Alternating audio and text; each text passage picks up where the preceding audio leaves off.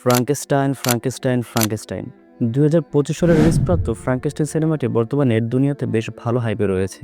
তো চিন্তা করলাম আমিও দেখে ফেলি। তো আজকের ভিডিওতে আমি ফ্রাঙ্কেস্টাইন সিনেমাটির ব্যাপারে বিস্তারিত আপনাদেরকে জানানোর চেষ্টা করব। তো ফ্রাঙ্কেস্টাইন সিনেমাটির রিভিউ শুরু করার আগে আমি ফ্রাঙ্কেস্টাইন কথাটি বা এই কনসেপ্টটা নিয়ে একটু আলোচনা করতে চাই।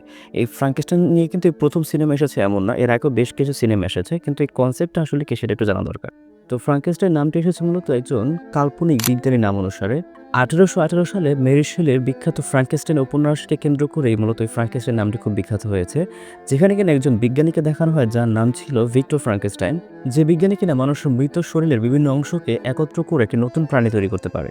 তো এবার যদি ফ্রাঙ্কেস্টাইন সিনেমাটির ব্যাপারে বলি, ২০২৫ সালে রিলিজপ্রাপ্ত ফ্রাঙ্কেস্টাইন সিনেমাটি কিন্তু মেরি শেলের ১৯১৮ সালে লেখা ফ্রাঙ্কেস্টাইন উপন্যাসের উপরে কেন্দ্র করে তৈরি করা হয়েছে।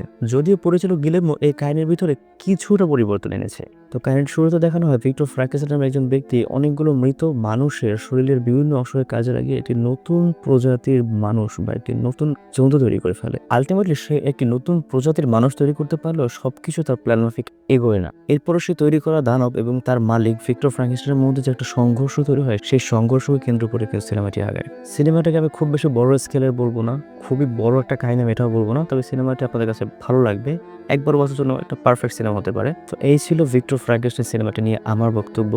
আপনারা যদি দেখে থাকেন আপনাদের কাছে কেমন লেগেছে কমেন্টে জানাতে ভুলবেন না। দেখা হচ্ছে পরের কোনো সিনেমা রিভিউতে। সবাই ভালো থাকবেন। আসসালামু আলাইকুম।